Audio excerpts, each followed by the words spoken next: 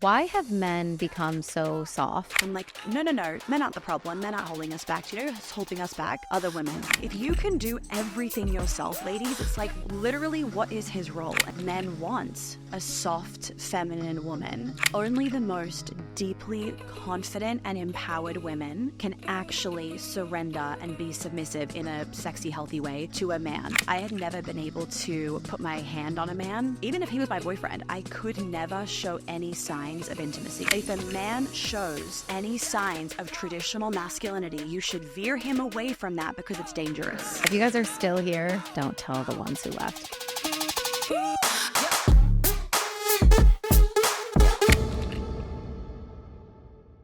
Okay, welcome back to the show, Monica. I'm so excited that you're here. We just spent so long catching up. Sorry, we did not record that for you guys, but so many personal life updates. No one needed that. No one needed that. A lot of things going on in our lives, a lot of things to catch up about, but Welcome back to the show. I'm so excited that you're here. And I'm actually really looking forward to this conversation because like I was saying to you, these are topics and things that I also feel quite strongly about, have my own opinions about, and I feel like we really need to bring this to the show, and you're the perfect person to give us the vehicle to do that. So welcome on. Thank you. I feel like we should set a trigger warning, though, in case anybody else gets triggered by the episode, because I know I can have that effect on people. So I think everyone just needs to listen with an open mind and remember that their triggers are always a doorway to growth. Absolutely. Yeah. I was telling Monica before the show, you guys, we don't get many negative reviews, which thank you so much. I appreciate you. But I do remember one specific negative review about an episode that we did in the past with Monica, because it's just kind of her natural effect. She's a very polarizing character, but it's important. And then you guys know I always say like polarize to magnetize. Like I think that we really should be standing in the truth of who we are and what we believe, and that it's so important. So I'm really excited to bring her back on the show to continue to voice these opinions, because I also believe that they are really important in shaping the way that women and men move through the world and how we can live in more harmony and feel more balanced. And I know there's so many women that are desiring to feel safe, secure, protected, led by the men in their lives. They want to relax into their feminine energy, but there are certain things that we've been taught or programmed with that are stopping that from happening on both the side of women and men. So those are some of the things that we're going to unpack in today's conversation.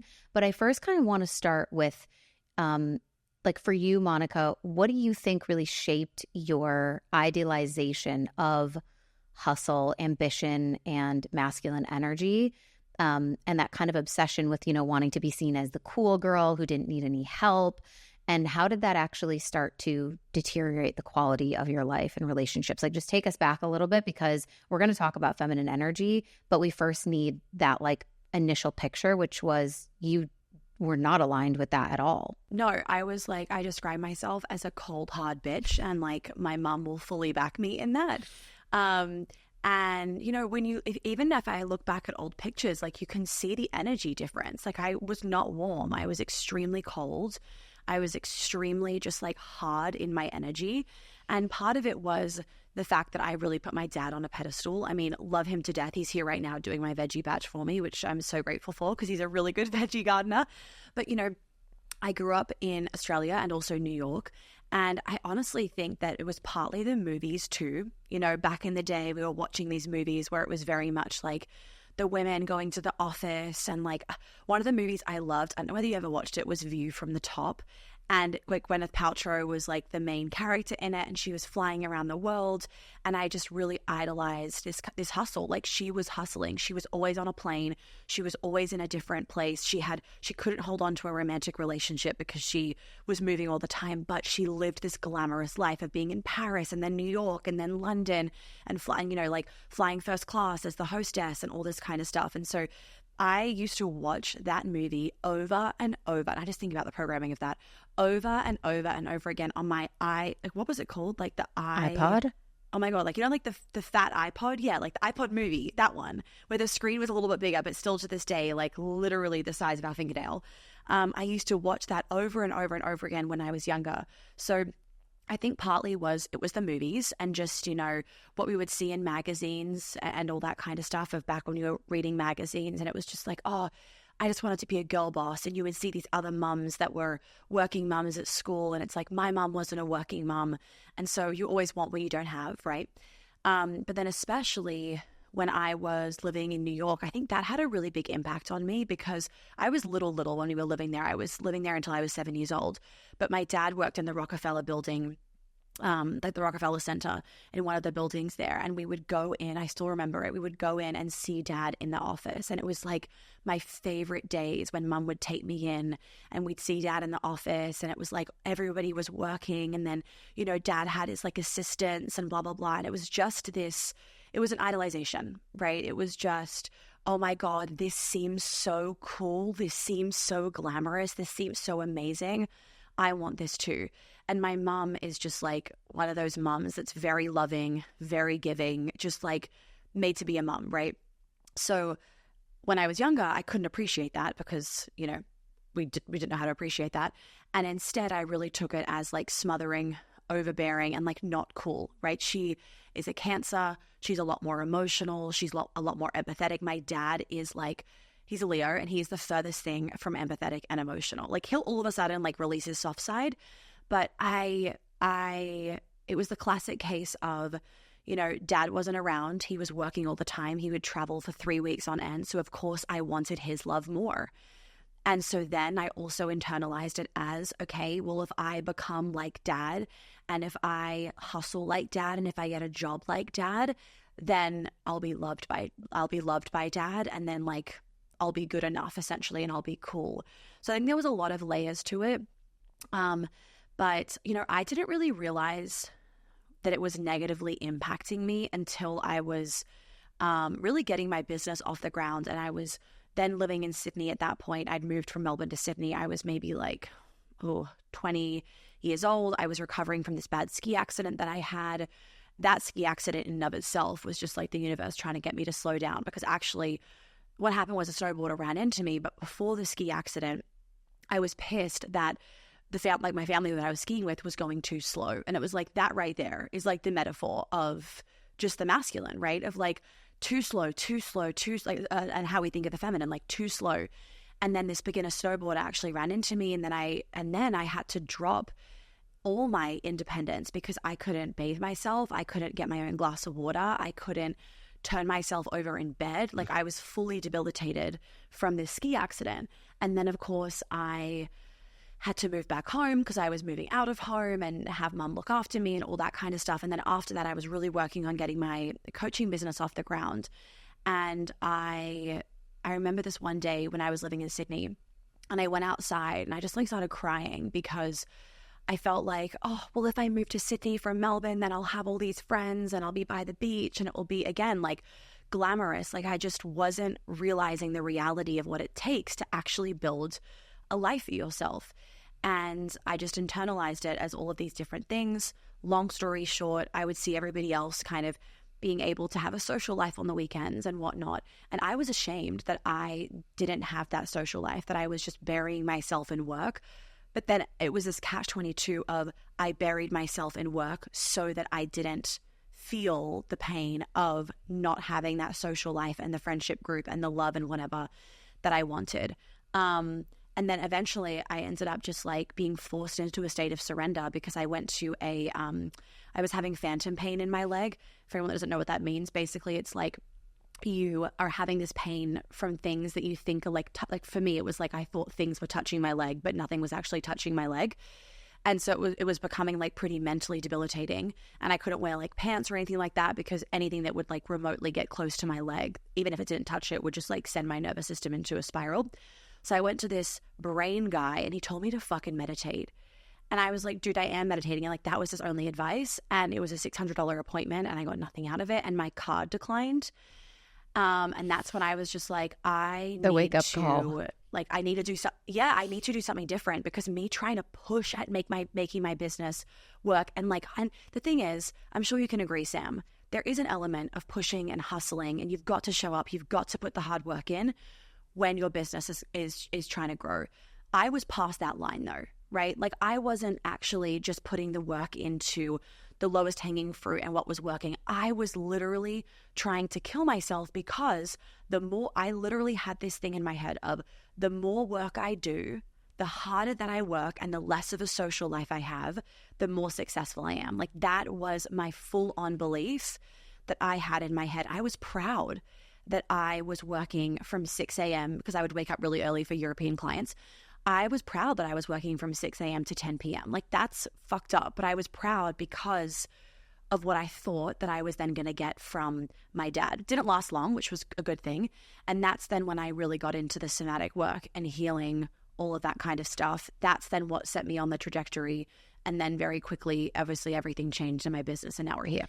What was your single life and kind of like dating life like when you were in that stage of being somewhat stuck in that hypermasculine state and rejecting the feminine? What kind of men did you attract? Oh, okay. What were the dating experiences like? Okay, so I've got a really good story of just kind of like the before and the after almost. So the guy that I was dating when I was very early on and kind of starting to get into this work, I actually met him at a Tony Robbins event, funnily enough. And he was super into the masculine and feminine, which is part of, I literally mentioned him in my book. Actually, I've mentioned him before. I've emailed him to be like, would you come on the podcast? Like, and talk about how I used to be. And he doesn't want to do that. Anyway, but I met him and he was really into like the feminine and masculine stuff. So that is what made me aware that even existed. And that's what started giving me this kind of like permission slip of, oh, these like really deep cravings I have to be like, you know, to have this like hero, to have this man that's protecting me and providing for me and me being able to soften, like, oh, that's attractive to some men because I had that in me all like the whole time. But I shamed the shit out of that part of myself because I really thought that is so not being a good feminist. That's not being cool. That's so weak, like full, just like weakness, right? The epitome of weakness that you want a man to provide for you and protect you and like really love you and make you feel safe. And so, you know, I had a boyfriend before that as well that I met when I was becoming a ski instructor. And he was just like the epitome of a feminine man, basically, because back then I was also like super in my hyper masculine. So that was not a vibe. And then the next boyfriend that I had was this guy, and I hadn't gone into my feminine yet. I looked feminine, like I wore feminine outfits. My hair was always curled like the same way that it is now, but my energy was absolutely not feminine. He didn't tolerate that though. So he was really like the first guy that, you know, I don't even know how to explain it. Could Maybe almost he like was see attracted through to what the was, mask and wanted to like encourage you to attracted to soften. underneath. Exactly. He definitely could see through that mask. And so he was like a catalyst for me in that sense. He would not put up with my hypermasculinity when I was trying to control a situation or plan something out. Like he was very, very putting his foot down, speaking up, like boundaries, all that kind of stuff. Now, I didn't know how to receive that because just my nervous system still that felt so unsafe. So that would also cause a lot of arguments, right? Where I just saw that as like him being an asshole and controlling and blah, blah, blah. But there was also that part of me that was like, I really like this and this is also sexy. So there's just a lot of confusion going on in me, right? Anyway, long story short, he wasn't that true masculine man. He actually was very much like what the books say, right? Which is great until you have a ski accident. And then it's like my problem that I'm not phoning him enough and don't want to talk to him, but I'm like in the middle of the most depressed phase I've ever been in my life, right? And this is like a week after my accident and I can't even wipe my own ass. So and that he's being me, like what? Like so, needy for attention and kind of giving you that feeling of yes, like, ugh. Very needy. I remember we were in Beaver Creek because my family kept skiing whilst I was recovering. And I remember he was like texting me or he phoned me and he was like, you need to phone me more. Like, and I said, well, I don't want to because I'm fucking depressed. Like, I don't want to talk to anybody. And he actually ended up breaking up with me in that same phone call. And I actually wasn't angry.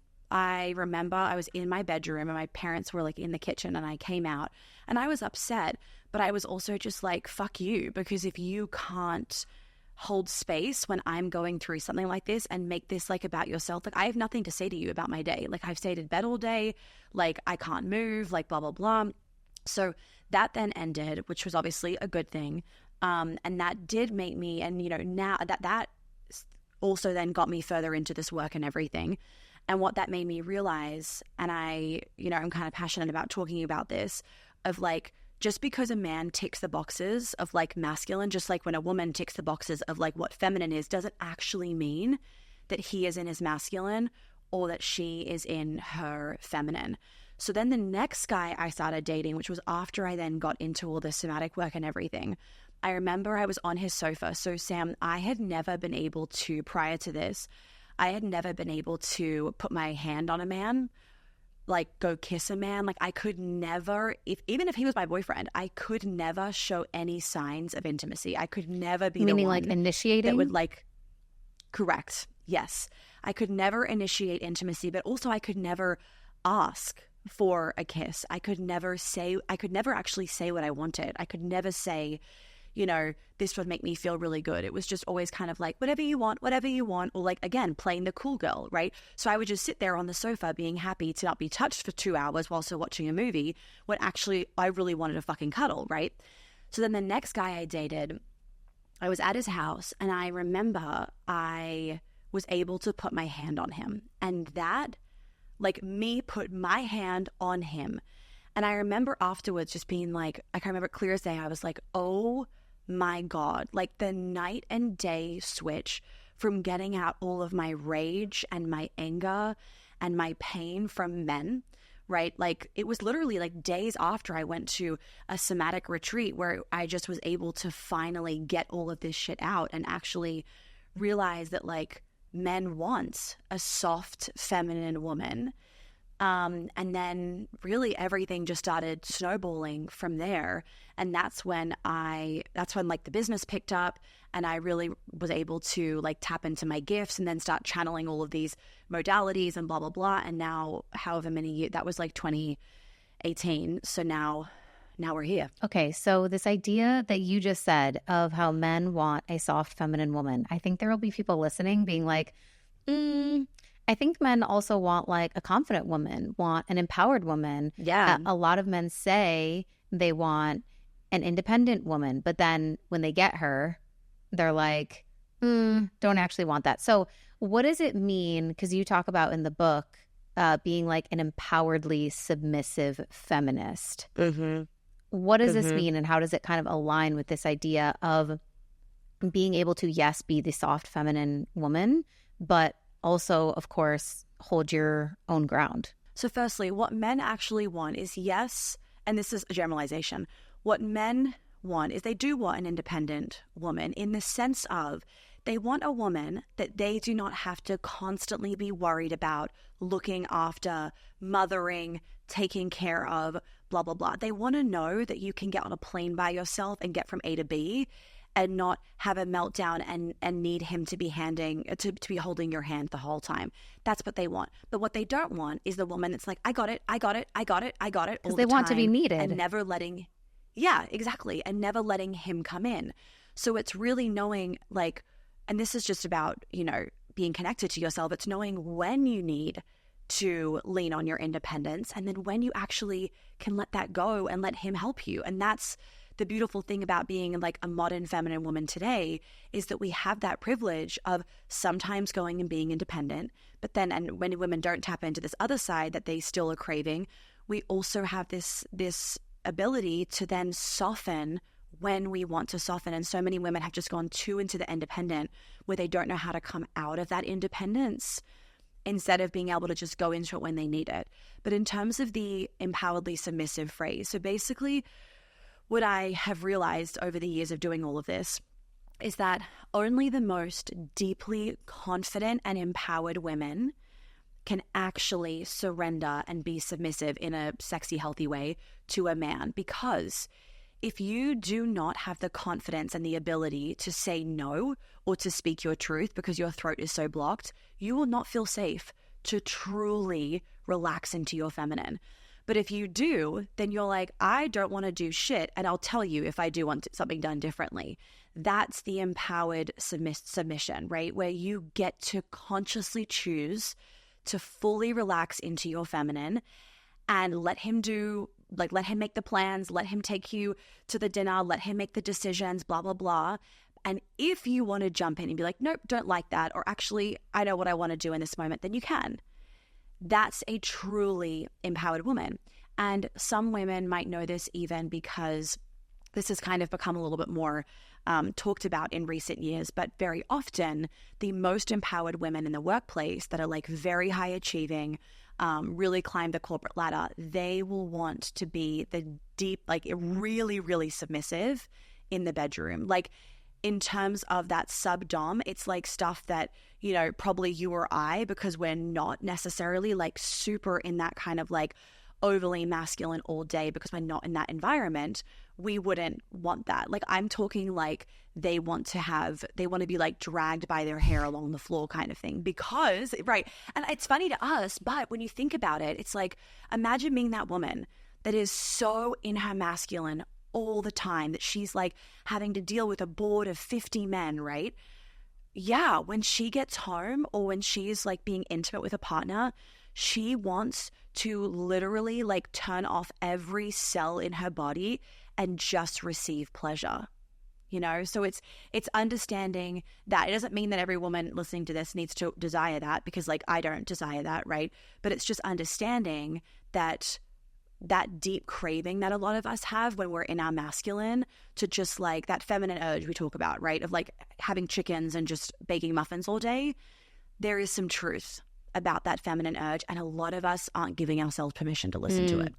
Yeah. And speaking of the feminine urge, like obviously there's the like trad wife trend that we're seeing on social media now, where it's like this glamorization of stay-at-home moms. And I think there's a big kind of like resurgence of people coming back to more traditional values when it comes to the roles of men and women. But your work is obviously really for the women who want to live somewhere in between, who want to kind of be in that balance of the gray. We want to be somewhere between like girl boss, Miss Independent, don't need no man, can do everything by myself, and the kind of like trad wife, stay-at-home mom, like everything is a devotion to just family and cleaning and kids. They want to be able to have a career and a purpose and make money, but they also might desire to be a mom and a wife and a great lover and to be cherished in that way. And they kind of want that freedom and flexibility to also adjust and flow right between those two sides of themselves, depending on what season of life that they're in. Because you and I can probably both relate to that as business owners, especially. There's certain seasons where you feel more of that like fire, you feel more of that hustle, you know it's a work season and you're happy to be in that energy. And then there's other times where you really want to be in your softness, like you're about to have a baby, you're coming into motherhood. I'm sure that's like changing things. And so your work is really about like, right, being able to like have both and do both, but understanding those seasons. What do you think is getting in most women's way from actually being able to make that the reality and be living in the gray, living in the in-between? Permission, like 100% permission. And I say that because, you know, so many women think men are the problem. Men are judging us. Men are holding us back. I'm like, no. Men aren't the problem. Men aren't holding us back. Do you know who's holding us back? Other women. The judgment from other women. I mean, all you have to do, I'm sure you can agree with me, Sam, is look at especially some of these trad wife accounts, right? Or, you know, when you see a reel where a woman is proudly like my man is the breadwinner. I have no desire to be the breadwinner. And you see the horrible comments from other women, not men, left to this woman of just wait till he cheats on you, just wait till he's bankrupt, just wait till this, just wait till that. And I have goosebumps because I'm like, that's the problem. Men don't give a fuck. Honestly, men don't care what we do with our lives. Truly, they don't. Because if you understand men, you understand they are single-focused, right? Like they are not even aware of half of the things that we are aware of because they are focused on what is right in front of them. They are staying in their own lane. They have no need for this like queen bee syndrome of being the top dog, of needing to like shout like my beliefs and whatever on Instagram. They just keep to themselves. And so honestly, it's permission. And so many women, the reason why we don't give ourselves permission is, yes, our past and trauma and all of that, but it's also, and I think social media has had a really big influence on this, it is the fear of judgment from other women. Really, that is what it is. And it's us not feeling confident enough and safe enough in ourselves and in our own body to be like, you know what, this is what works for me, so this is what I'm doing. And I say this even on the seasons note, right? I was talking to somebody else on their podcast about the breadwinner conversation, and how she, for example, had a conversation with her husband, and they decided that she was going to be the breadwinner. But she was noticing lately that like some stuff was coming up about it and resentment. And I was talking to her about seasons and how she wasn't giving herself permission to realize that as women, we are so seasonal, right? But even just as humans. So the conversation that you had 3 years ago with your husband of being okay to be the breadwinner, you're allowed to now want to go into a different season of life and that no longer align. And I think women get afraid of that because really it's just self-judgment. We think our husband or so-and-so is going to judge us. And yeah, maybe the random chick on Instagram or your girlfriend is going to judge you. But you know what? That's more of her problem than it actually is your own problem.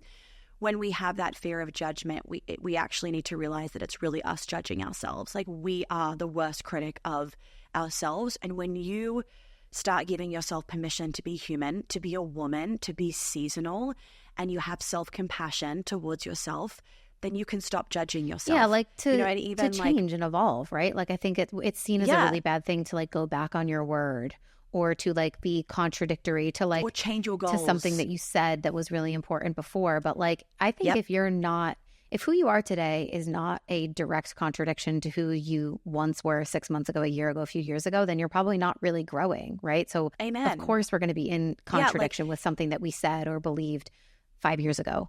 Yeah.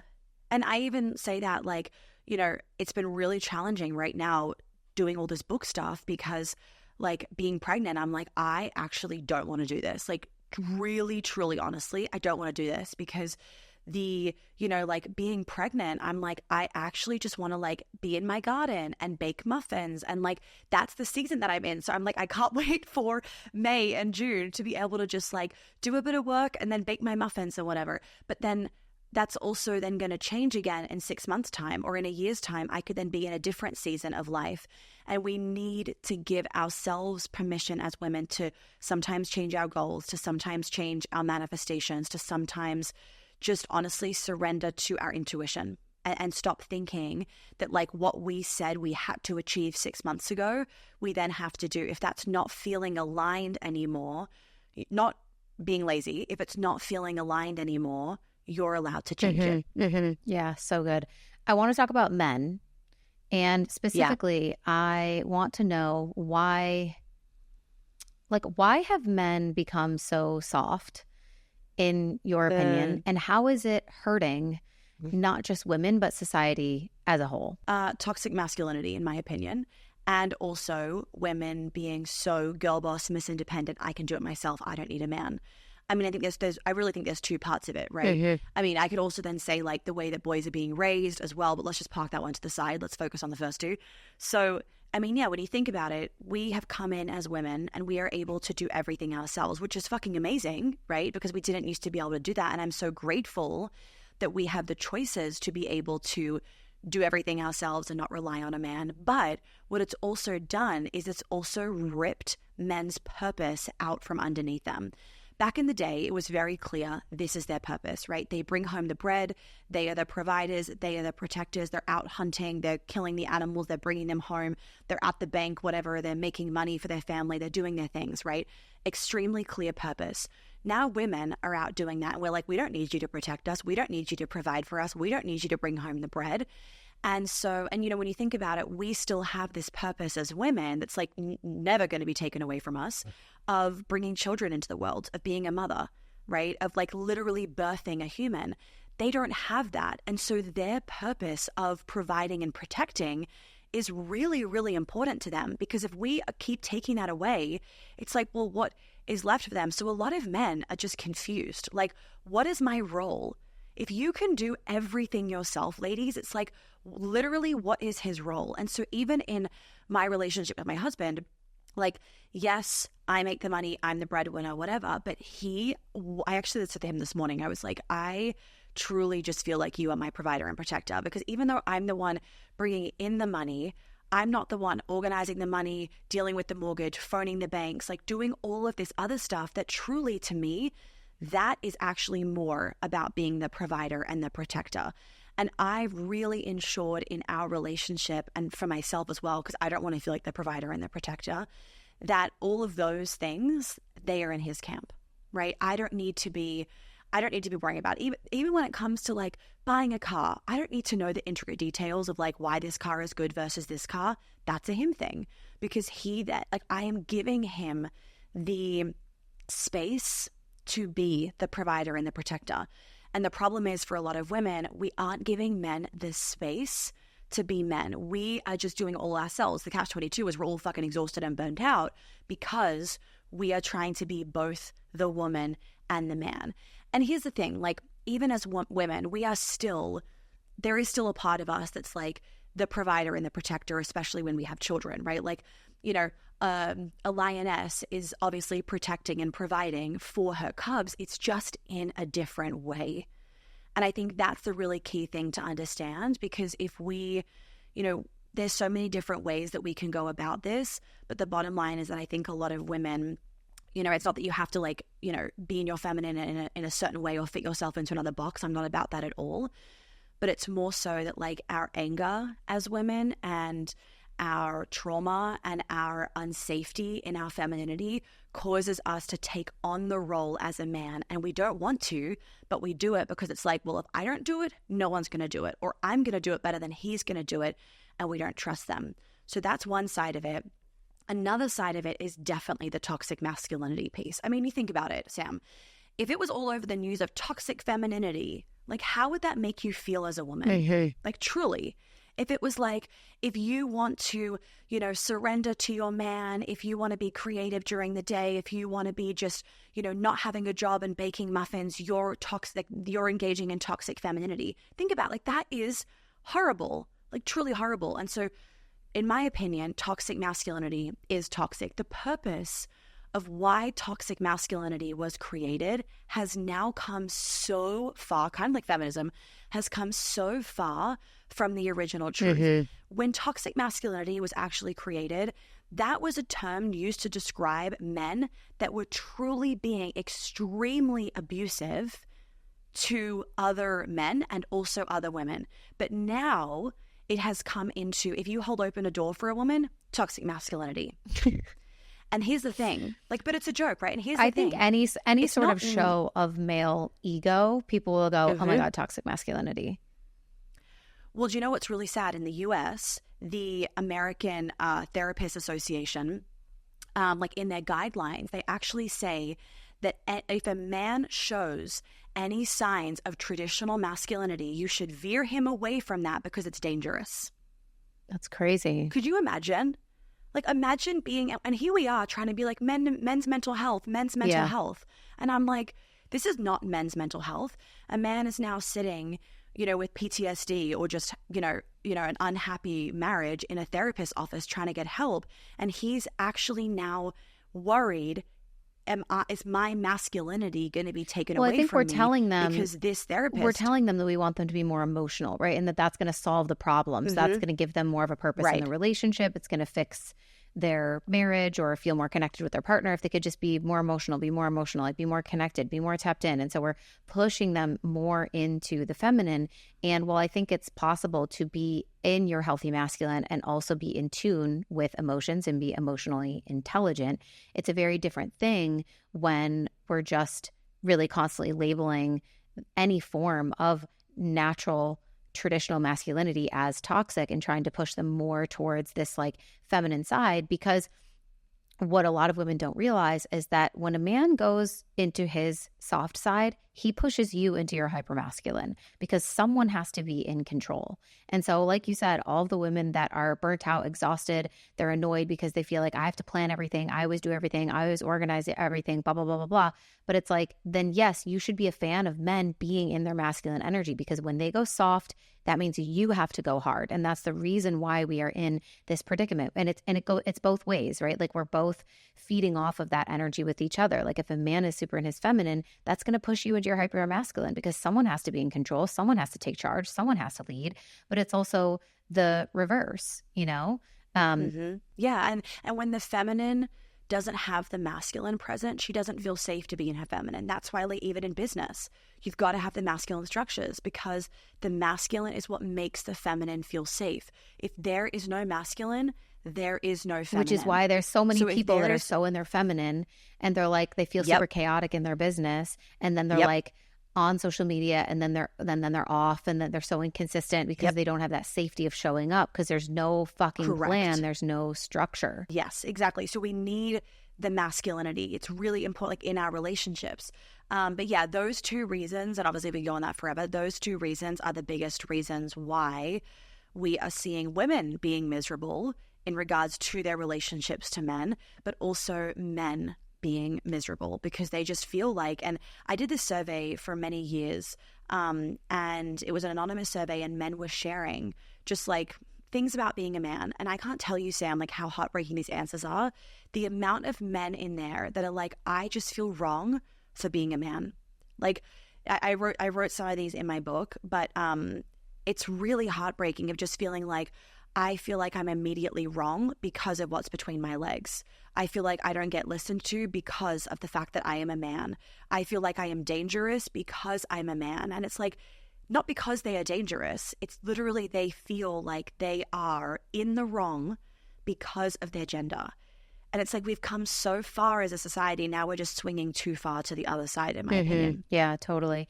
And it's so interesting because like, you know, a lot of the women who probably maybe are falling deep into these extreme feminism tropes of feeling like all men are dangerous and bad, and the man versus the bear, which I wanted to bring up because that I have an unconventional take on that.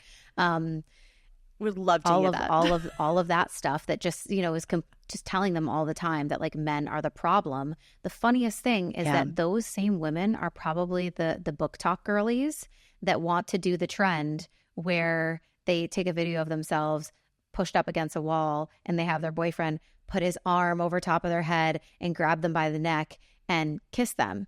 And it's like, it's that, you know, exactly what you described of your experience of really, truly on a deep level desiring that. You read in your fantasy fairy books about these super masculine characters that just push her up against the wall or like grab her by the neck and put their tongue down her throat, and you're just like, yes, I want that. But then you go out into the real world and you're like, a man could never. And you're engaging in that activity that's pushing them away from actually embodying the archetype that you so deeply desire. Yeah, and you're not making them feel safe to be that man. Because here's the thing, like there are soft boys out there now, unfortunately, or I call them lazy boys, where they have been so trained by the women in their life that they don't have to do shit. And so, you know, there are cases where it's like she's doing all the right things to get him to be in his masculine, to give him the space to lead, but he actually doesn't want to be. And the reason why he doesn't want to be is because he's had it so fucking good not having to be a man and to lead and to make decisions and to help around the house and to, like, he loves it. He just gets to chill out all day. And it's like, do you really want to go back from that? So there are those men out there. So we obviously, you know, if you want a man that's masculine, you're obviously not going to be attracted to him. But if you are not making a man feel safe to be in his masculine, you will not know whether he is that man that's pushing you up against a wall and putting his hand around your neck and kissing you like in the fantasy fairy books, because he doesn't feel safe to do that with you. And that's the thing. A lot of women forget that. We want to feel safe in our relationships as women, but men need to feel safe to be men too. And so many men these days are actually afraid. They are so afraid of saying the wrong thing, offending the woman, going up to the wrong woman. Like, I was catching a flight the other month, and it was just a classic case of like everyone had put their fucking overhead bags and like the completely. Oh my God, I was going to bring this up. Don't even tell me that some dude wouldn't lift your suitcase, because I'm so over that. Yeah, wouldn't lift my suitcase. And you know, I actually like, I didn't make a scene, but I was like, the lady next to me, she was like, I'm so sorry, I would have helped you, but she had a broken arm. I'm like, it's fine. There are so many men around here that really should have been the ones helping me. That's like a movie scene. And seriously, but I actually make a big deal about it when I'm on a plane, for example, not in like a negative way. And when a man helps me with my bag, because now living in Atlanta, I do get a lot more help than when I was living in New York, for example. Or like if I'm flying home to Atlanta, I get a lot more help than if I'm flying to New York, and there are a lot more New York Soy men boys. on there. Yeah, because the Southern men really, they know how to be men. Anyway, and so when a man does put my bag up, I'm like, oh, thank you so much. I'm so grateful for you doing that for me. I really appreciate it, because I'm like, every other man, listen to this, because this is what we all need to be stepping Like up shouting to do. it down the aisle of the plane. We're like, Yeah, oh my seriously. God, did you see? That is so nice. Women love this. We like grab the Seriously, little though, megaphone from the hostess. We're like, That's thank me. you for lifting my bag. So on this flight, though, a few months ago, and when I was struggling, these two men, when I was at the baggage carousel, then at the end came up to me and they were like, hey, we saw you struggling with your bag. We're really sorry. Like, we would have come up and helped you, but like, we just, like, we were down the back, like, we didn't know. And I said, you didn't know whether I would accept the help. And they were like, honestly, that was what it was. We didn't know whether you would accept the help or whether you would chop our balls off.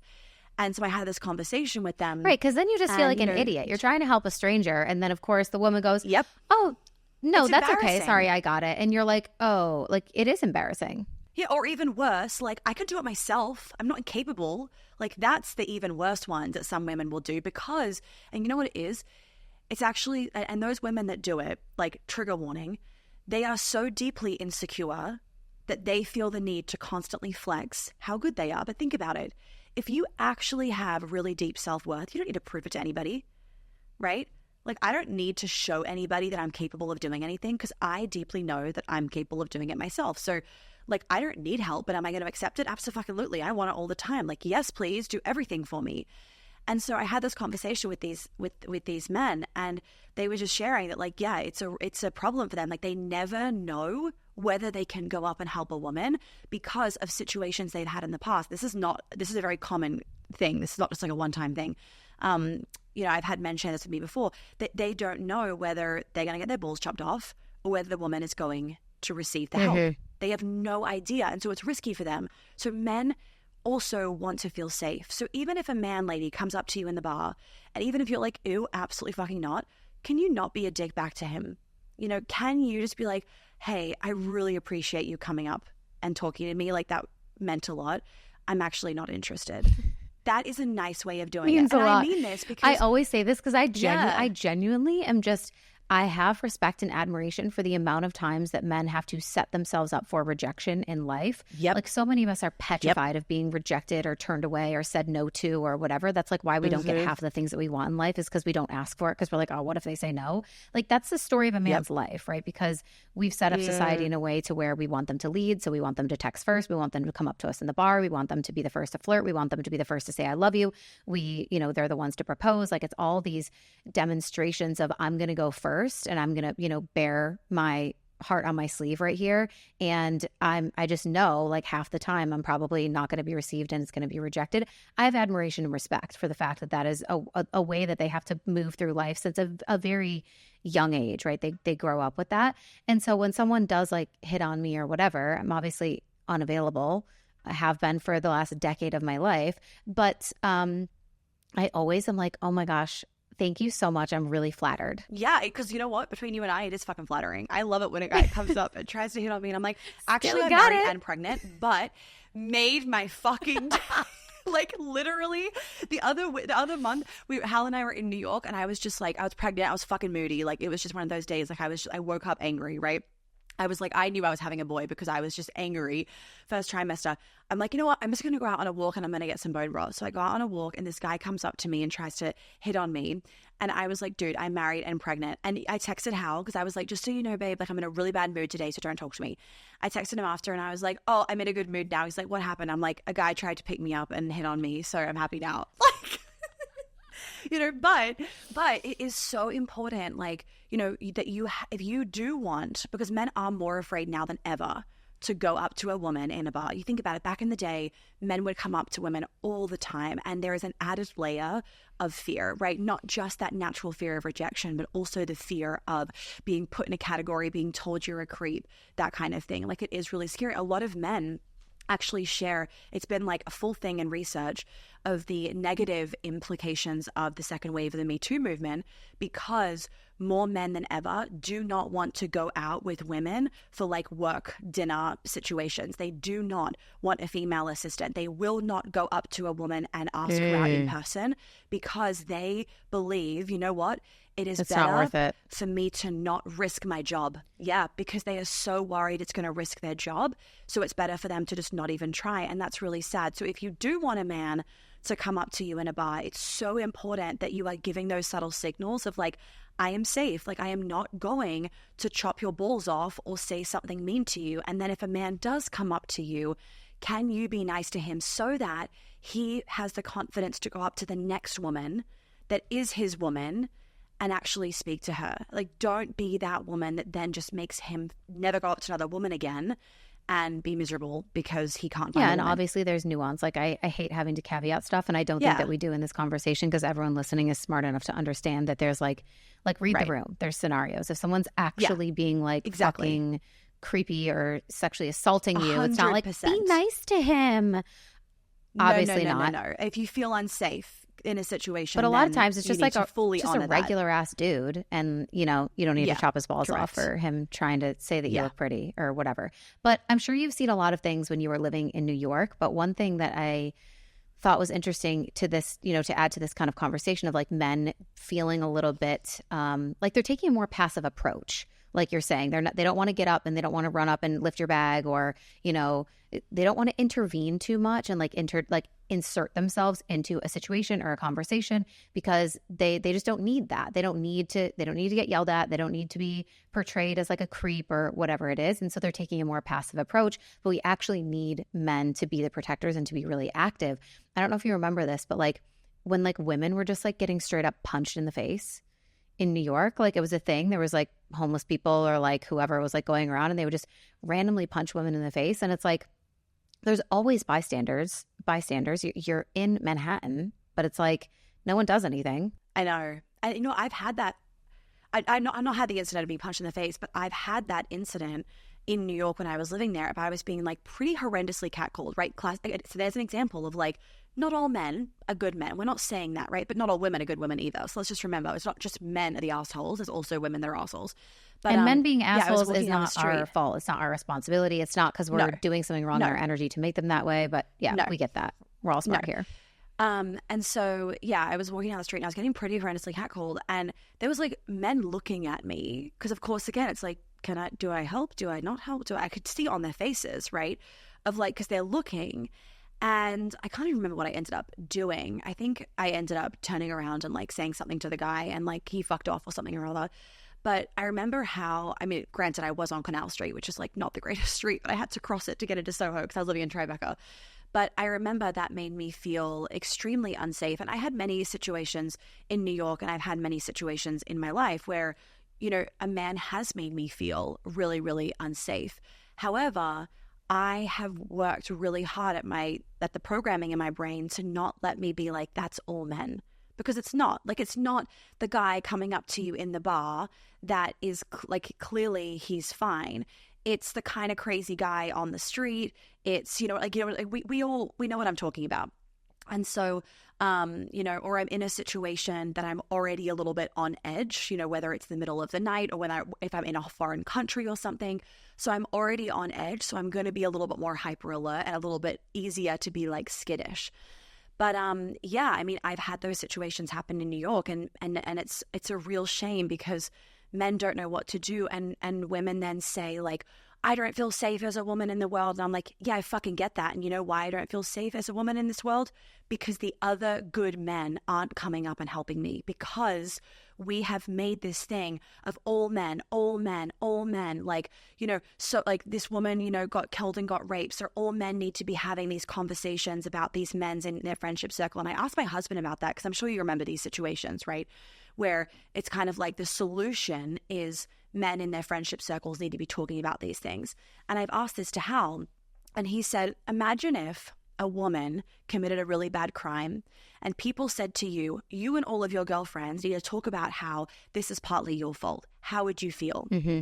It's ridiculous. And I'm like, yeah, It's ridiculous. When he was telling me this, he's like, why do I need to talk about that in my friendship circles? I'm not the guy that did it. I'm not going to go and do that. Like, I'm a good guy. My friends are a good guy. We don't need to sit there and talk about these things and then make ourselves feel like we are bad men. Because you think about it, if you internalize this feeling of, I'm a bad woman, how is that going to change how you move through the world? Like, our reticular activating systems are really powerful, as you know, Sam, and I'm sure your community knows.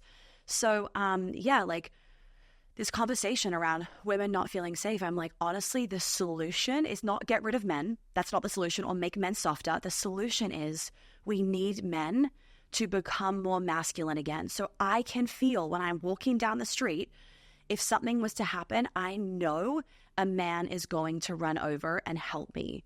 And like, that is a real thing. And I'm sure you can agree with me of like, and not in a sexual way. I want a man to run over and help me, because as a man, it is his job to protect the women in the world. And like, when people say like, oh, like chivalry is benevolent sexism, I'm like, okay, well, one, funny that a woman is saying that, because you actually don't know what chivalry is.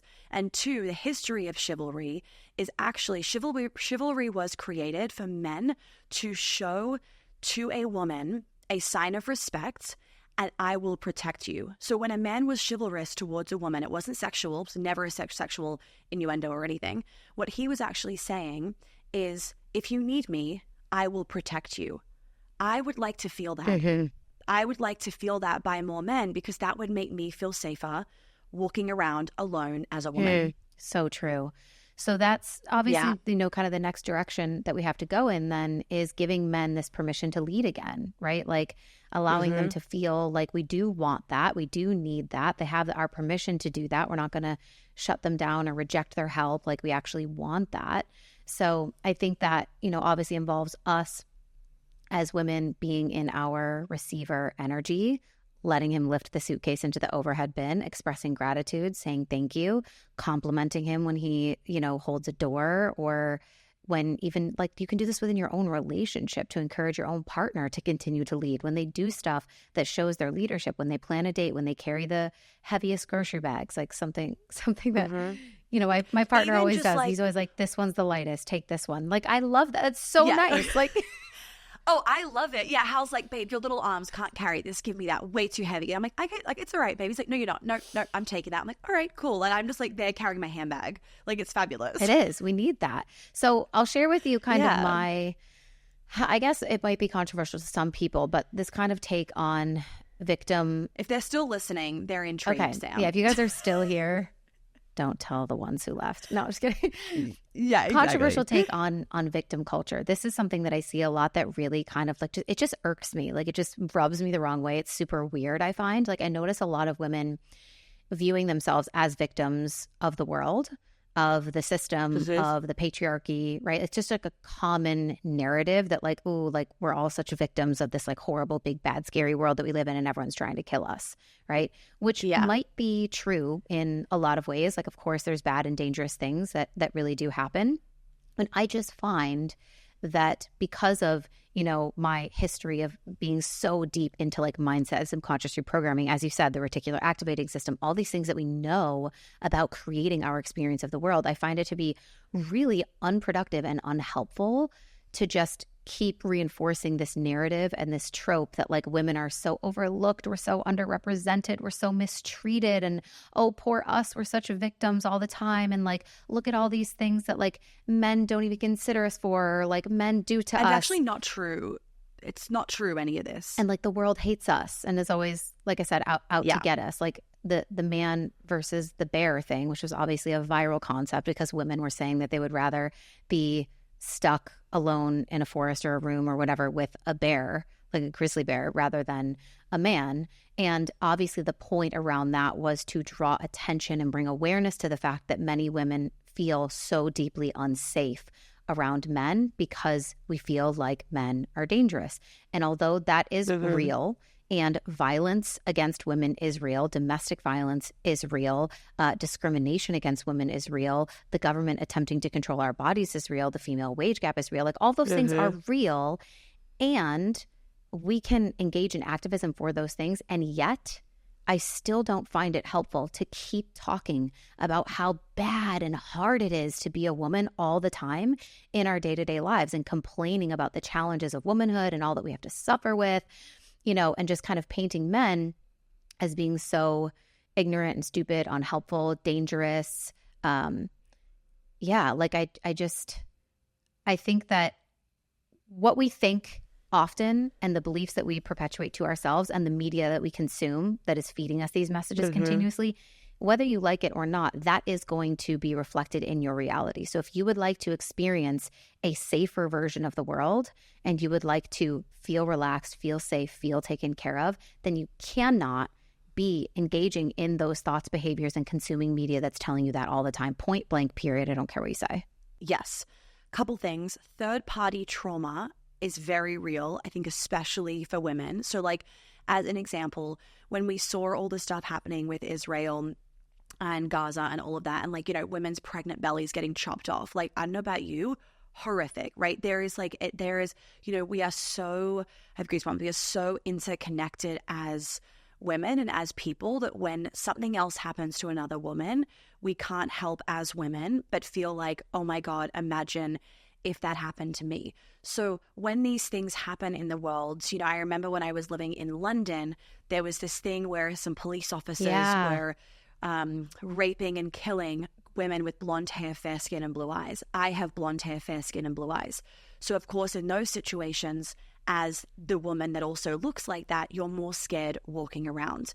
I think here's the thing that we need to just firstly understand as women. We will never feel the level of safety around men that we want to feel, because biologically, we know that men are stronger than us. Hey. Biologically, deep in ourselves, we know that we could not defend ourselves against a man because they are bigger, physically stronger than us, have more testosterone. They go into fight or flight. We go into freeze as our default. For me, just the ownership, or not even like the ownership, just Acceptance. like oh my God, thank you, acceptance, baby brain. The acceptance of our biology has been healing, because I am not trying to then change something that frankly can't get changed, to waste all of this energy and then, of course, dip into that victim mindset of, I don't feel safe around men. I don't feel safe around men. Even if all the men were now like, just like back in the Titanic days, like putting us on the like rafts before them, and they all, like, most men died, most women and children survived because they sacrificed themselves, because it's like their job is to protect us. Still, if a man gets aggressive, if a man gets angry, there is a part of us that's like, oh, I'm a bit scared. That's not going to go away. And if you keep trying to make that go away, all that does is it validates this thing in you of, I am not safe, I am weak. Not helpful, right? So it's kind of this thing of just like, when you could understand that you're never going to, in my opinion anyway, when you could understand you're never going to get the solution that you want, you can stop fighting for something that is never going to get you the result. It's a biological survival response that we're not going to get rid of. We don't live in Barbie land. We're not going to turn all the men into soy boy feminine women to the point where you're like, everything in life feels so safe because there's no one masculine here. Like, but even still, the reality is that actually wouldn't lead to safety. That's the thing. It's like people are thinking, oh, getting this outcome will make me feel safe. And it's like, no, that's not going to make you feel safe anyway. All that's doing is putting you on a hamster wheel. But again, like the Roe v. Wade thing and the abortion thing and whatnot for those of us in the US, again, third-party trauma, that can feel really scary for a lot of women, of just like, wait. And a lot of women, obviously, I think that I feel like this goes out saying, but like social media can make us not fully understand a concept. So then we just believe the scary parts of the concept and not actually become really educated on it. But like in that situation, again, very scary, because we're feeling like we have no autonomy over our body. What I'm noticing in regards to the like victimhood is that I feel like a lot of women are fighting for the sake of fighting.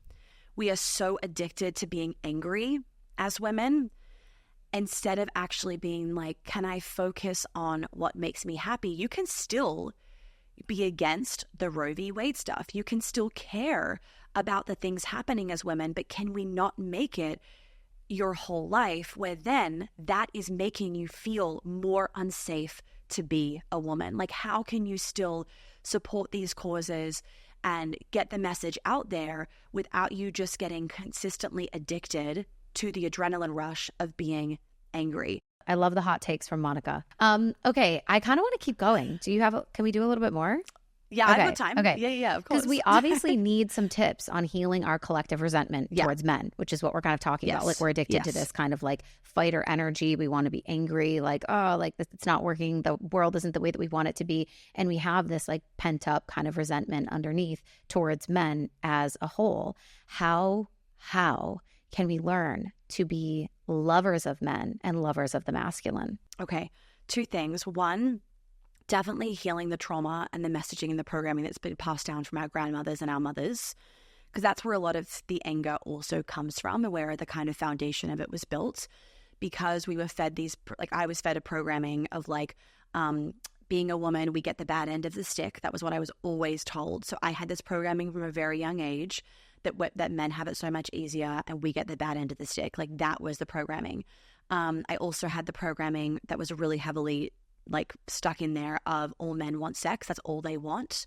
Not that's all you're good for, but that's all men want. So basically don't trust them, right? Because that's all they actually care about getting. And so number one, obviously really important to heal those things so that programming isn't, then affecting your life now.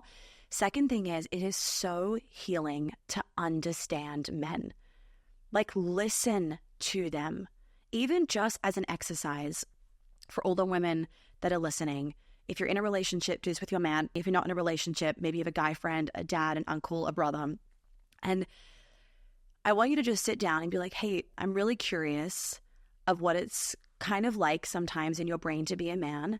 And I feel like I've done potentially a good job at emasculating you over the time, because what that's doing is it's taking down the guard, right? And it really shows, in the conversation, I really want to learn right now. Like, I really want to learn. And just ask him something like, can you please tell me some of the ways that I make you feel less than as a man, and some of the little things that I do that you just love as like a woman. When I've had clients do this, the things their partner will say is, I love when you're just sitting and watching TV. I love when you're just in the bath and just like doing your skincare. And it makes us realize as women, oh, they don't see that as lazy. They don't see that as less than or unproductive. To them, they're like, oh, she's relaxing. They're doing their job. Like, Hal loves it when he comes home from the gym or something of an evening and I'm watching TV. Oh my God, minor heart attack. He loves it because it's like, she's relaxing. She's not working. She's not doing. She's relaxing. But then also for you to be able to hear some of the things that he shares of ways that you have made him potentially feel less than as a man, or some of the things the challenges that he wants to share about being a man. I will say, notice when your ego goes, oh, don't be pathetic. Like, notice that, right? Notice that inner fucking talk. That's what we're talking about, right? Of like that programming of just putting men down. Can you actually just receive what he's saying? Because here's the thing. Most women, when a man says whatever he says, will go, oh, that's stupid. Yeah, that's stupid to you, but you're not a man. Just like, I'm sure we can all. Oh. We've all, what are all the things that men think are stupid? Like, oh, Taylor Swift. Why are you crying? Yeah. Why are you crying? Not a big There's deal. No need to cry. Not a big deal. Oh my God, not a big deal. Like, why are you in a bad mood? And we just want to fucking rage at them because we feel misunderstood, right? Well, when we do that to them, they feel misunderstood. When you can understand that there will be times where you will never understand his brain, just like there are times where he will never understand your brain, it brings so much more harmony because you then stop trying to need to understand why exactly he's thinking that way. And you can just be like, that's the way he's thinking. Or not Next. needing him to be like you and to move through the world like you or think like you. I think that's like one of the most relaxing and nourishing things that I ever did was like let go of the idea that like my partner needs to see the world and see everything the way that I do. It's actually beautiful that he sees things a lot differently or like brings another perspective. It's taught me a lot actually because I love being right. I do love being right. And factually, I am right most of the time, but we're still healing that part.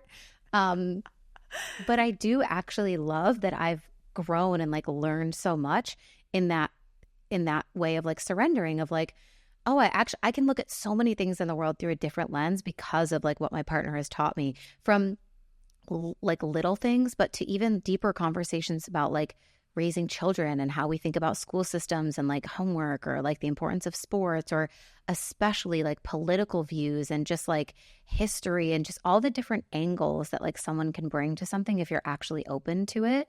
I think it's been really, and you have an open mind. Yeah, it's been really nourishing for me to just be like, oh yeah, well, he sees it in that way. And maybe I don't fully agree, but like that's still valid. But that's the thing. So many adults these days, we think, oh, I can't be friends with someone. I can't be in a relationship with someone if I don't agree with them. Like, how many people have these days lost friendships over fucking politics? I'm like, really? As an adult, you cannot respect this person for a difference of opinion. Now, maybe obviously in a romantic relationship, like there's some things that you obviously need to agree on, like some of those foundational things.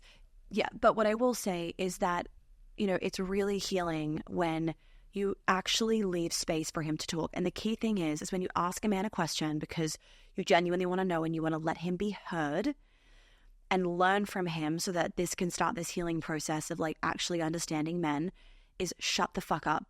Like, when you ask the question, I don't care if you are sitting there for 5 minutes in silence, because of the way that our brains are wired as women, we can just be like boom, boom, boom, boom, boom, boom, boom in an argument and just be like shooting off these fucking things. And if you've ever noticed, men are like, oh, I don't know what to say. And then they come back 2 days later with an answer or with something. And you're like, how did it take you 2 fucking days to think of? That's a man's brain.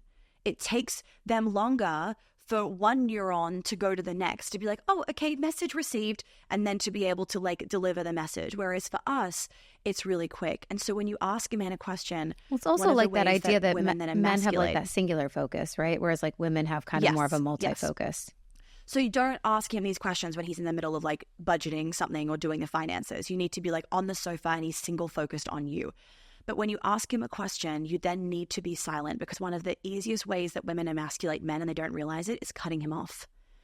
And not just cutting him off when he's talking and words are coming out of his mouth, but cutting him off in his thought process. That's what's forgotten.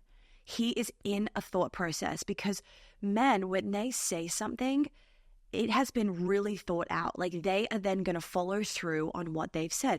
Think about us as women. We're like, oh, we feel like Japanese. 10 minutes later, actually, no, can we do Italian? Like, yeah, we're so emotionally led, and we just kind of like spitball like what the emotion is coming up, like as it's coming up. And they're definitely more pointed in those things. This is something that I really have to work on, especially in my relationship, because of our language differences. That adds a layer. Sometimes like I know what he's trying to say, but it's taking him longer to get it out because maybe he's like tired and his like English is getting slow, or he's said something wrong, but like I want to correct him so that he doesn't, or not correct him, like say it like this, but like almost be like, oh yeah, like he means whatever, what, like almost like spruce it up a little bit for him so that he seems smarter, because I don't want him to feel bad, but I'm like, that's actually making it worse. Like I have to like stop doing that. Like shut the fuck up. Because like instead, you know, you could just tell him one time, like, hey babe, just so you know, if there's any time we're out or whatever and you've said something and you're like, did I say that right? You can always ask me and then I'll tell you. But then there's an invitation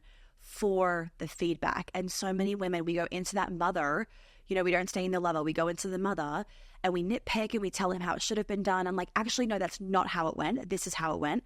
We cut them off. We tell them that they're wrong. We embarrass them. And it's really horrible. And we do it because we think we know better and men don't know anything. And that's absolutely not true. Like, the more that I have I think moms do this a lot to their kids. Oh, yes. And so that was one of the things where I was like, oh, we'll just pin that one of like, when you ask like what's causing the like loss of masculinity, one of the other pieces of this is like when women, like when mothers are raising sons and they're raising them like their daughters, and they're not raising them like they're boys and their son, and it's like, instead it's a boy. And so they are talking to their son as though they're talking to a little girl. They're cutting her off, they're correcting her, whatever. There's different ways of discipline. And obviously, you know, there's single moms out there, and so they have to do the best they can. But again, when you understand men, that even helps you with how you raise your child. Like, we're having a boy, and Hal and I have talked about this, and it's like, when possible, I do not want to be the one to discipline him, because I will naturally discipline him like I would discipline a little girl or a woman, and he needs to be disciplined the way that a man needs to be disciplined. Now, different when they're like really, really, really babies, where actually they just need like all the mum energy and like the empathy and whatnot. So then Hal wouldn't be the one disciplining him.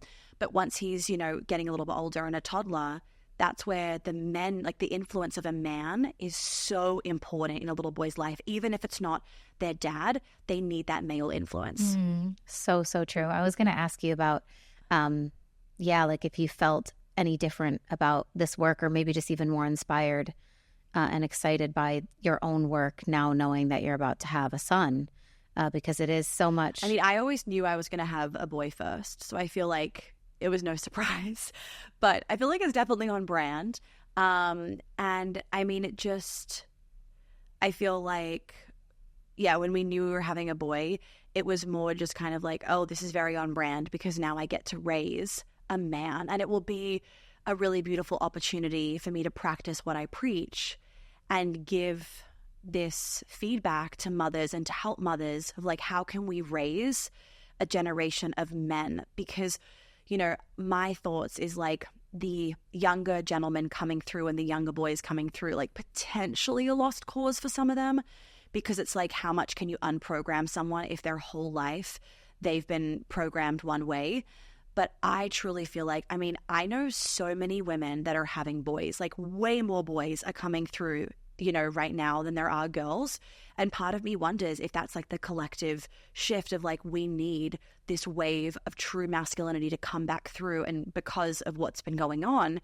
And so it's a beautiful opportunity for us as mothers to be raising gentlemen and like proper men, and to bring chivalry back, and to make these little boys make, you know, girls feel safe, and then grow into amazing men. So I mean, I'm excited by it, to be honest. Yeah, I know. It gives me goosebumps. It feels really, really beautiful. I hope I get the opportunity someday too. I have the feeling that I will also have boys. So there you go. I feel like having boys are a gift to our feminine energy and our like, just like female essence, because it allows us to just feel so much of that protection in the house. And like, you know, when I see other friends that have little boys, like the way these little boys treat their mothers is like they are protecting their mothers from age like 3.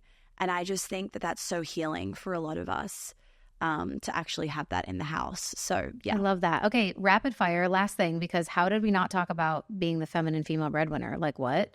So for all the women listening that are like, you know, killing it, they're making money, they're being the breadwinners, how do we navigate maintaining sexual polarity in a relationship where you're making the money? Okay. First thing is that you cannot tie money to being masculine. That's the first mistake women make.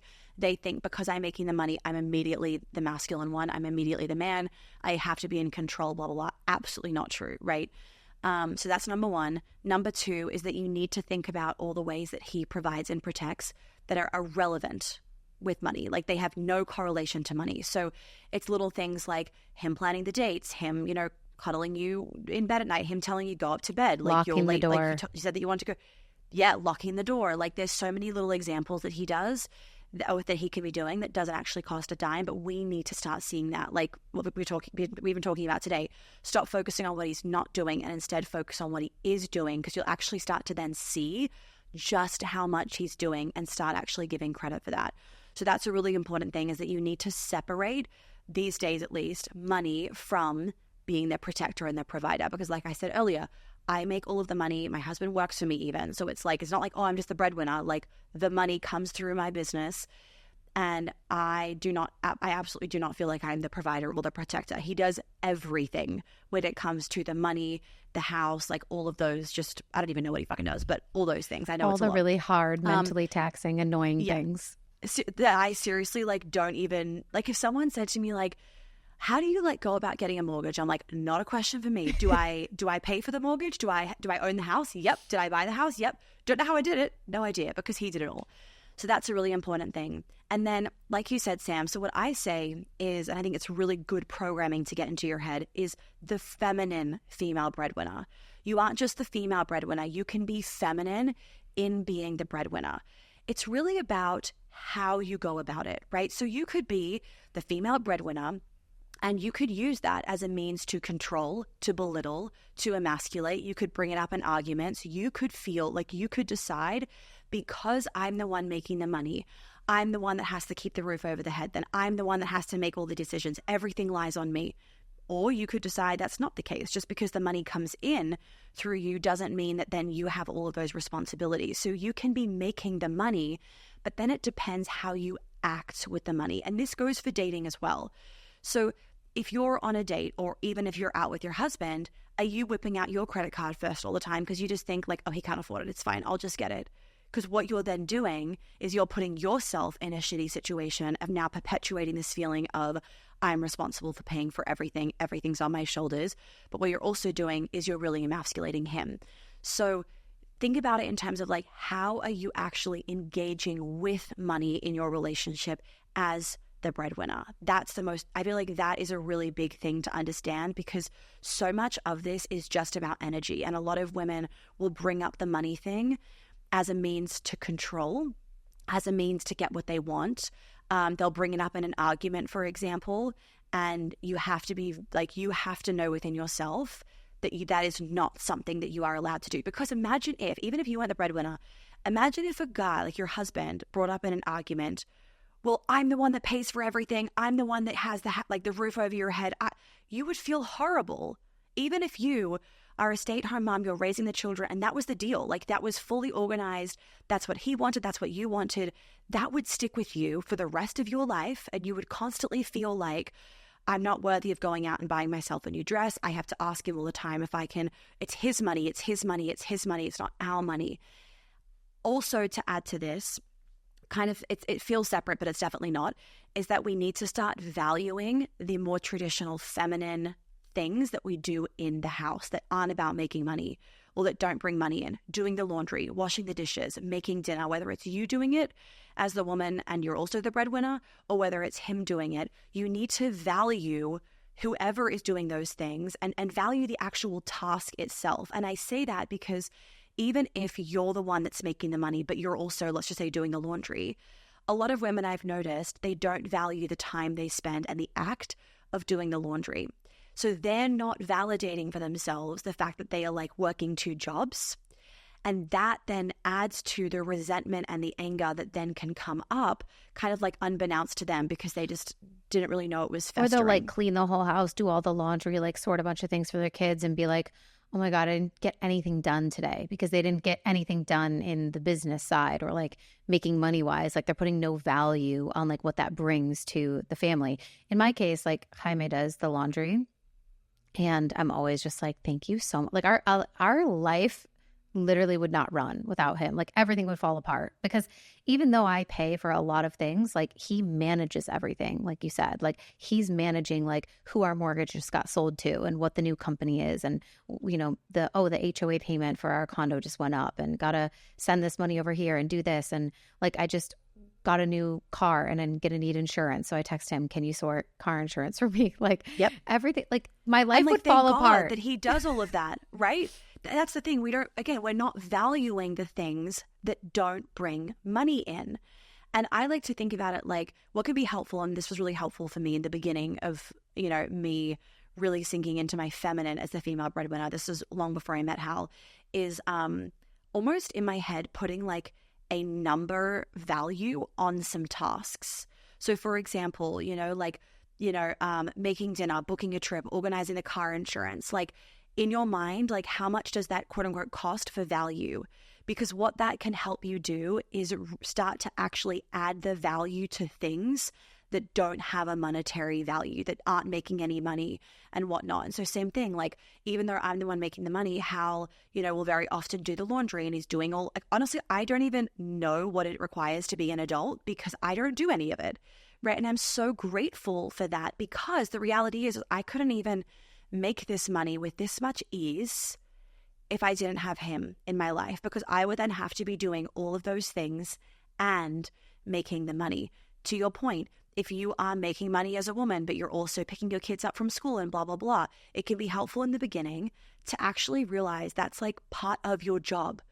Many of us don't factor those things in if they are part of your job, or even just like I'll say to some clients, when you're having a bath, that's part of your job. Because that is shifting your energy, it's putting you into greater creativity, it's relaxing your nervous system, blah, blah, blah.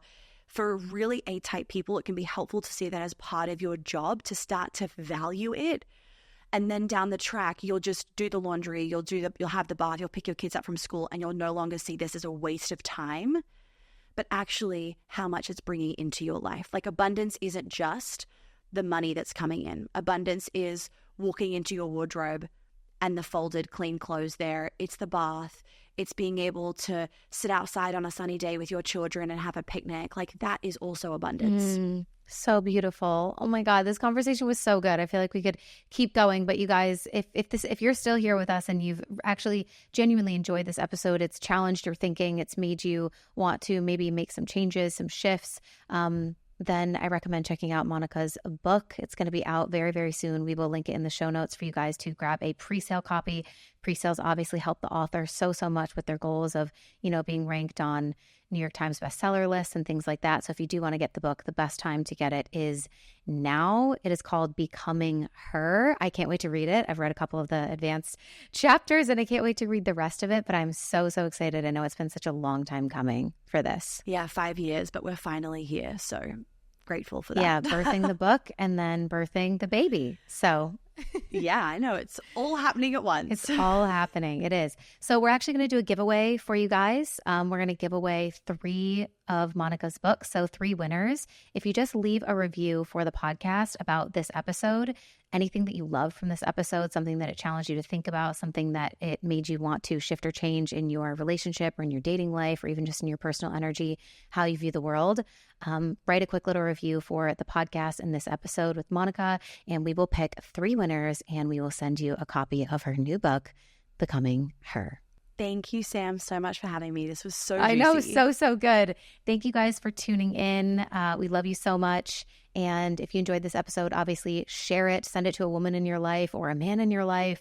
Start those conversations. Again, this is not, about men being better than women or men being victims or vice versa. It's really just about how we live in a symbiotic culture and relationship where everything that we do and they do is affecting one another. And the more harmony that we can bring to that relationship through our energies and the way that we're showing up and the way that we choose to see the opposite sex and gender is going to give us ultimately a better experience of the world, for us to get what we want out of relationships, to actually feel safe, to feel desired, to feel cherished, all those things that we're wanting. And so I really hope that you enjoyed this conversation. If you did, share it to your Instagram, tag Monica and I so that we can chat with you. And we will talk to you guys very, very soon. Switch.